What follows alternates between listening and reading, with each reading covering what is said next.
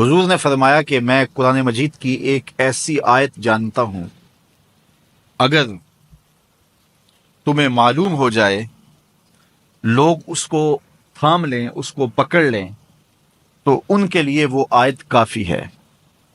ایک آیت قرآن کی جو میں جانتا ہوں، اگر لوگ اس کو تھام لیں، اس پہ عمل پیرا ہو جائیں، اس کو روحوں میں اتار لیں، اس کو اپنے عمل کا حصہ بنا لیں، اس پر یقین و اذعان کا جہاں آباد کر لیں، تو فرمایا کہ وہ ایک آیت ہی ان کی پوری زندگی کے لیے کافی ہے۔ اللہ اکبر۔ اور وہ آیت کیا ہے؟ حضور نے بتائی، وہ آیت یہ ہے، وَمَن يَتَّقِ اللَّهَ يَجْعَل لَّهُ مَخْرَجًا وَيَرْزُقْهُ مِنْ حَيْثُ لَا يَحْتَسِبُ، کہ جو اللہ سے ڈرتا ہے اللہ اس کے لیے راستے کھول دیتا ہے اور اس کو وہاں سے رزق دیتا ہے جہاں سے اسے گمان بھی نہ ہو۔ ہم ایک دفعہ ایک سفر پہ تھے تو ہماری گاڑی کا پیٹرول ختم ہو گیا، تو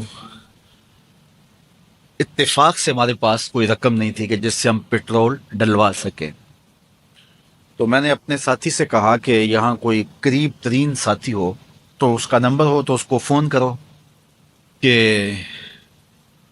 ہمیں تھوڑی سی رقم بھیجے تاکہ ہم گاڑی میں پیٹرول ڈلوا لیں، اور اگر کوئی قریب یاد آ جائے تو ہم اتنا سفر کر سکتے ہیں، 1-8 کلومیٹر۔ تو اچانک ایک ساتھی یاد آ گیا کہ وہ یہ دوسری تیسری روڈ کے اوپر اس کا گھر ہے، تو ہم نے گاڑی ادھر موڑی، تو ابھی اس کے گھر نہیں پہنچے تھے، تو ایک آدمی ہمیں دیکھ کے تو حشاش بشاش ہو گیا، ابھی اس کے گھر نہیں پہنچے تو دیکھ کے تو حشاش بشاش ہو گیا۔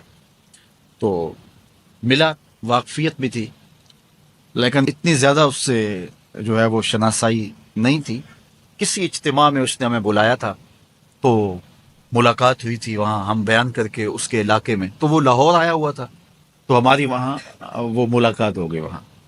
تو وہ جلدی سے جیب میں ہاتھ ڈال کر کے تو کچھ رقم تھی اس کے پاس، تو ہمیں پیش کر کے کہنے لگا کہ وہ 2-3 سال پرانی بات، کہتا وہ آپ ہمارے جلسہ میں گئے تھے، ہم آپ کی کوئی خدمت کرنا چاہتے تھے لیکن آپ ہمیں پکڑا ہی نہیں دیے۔ تو یہ ہے آپ کا نذرانہ۔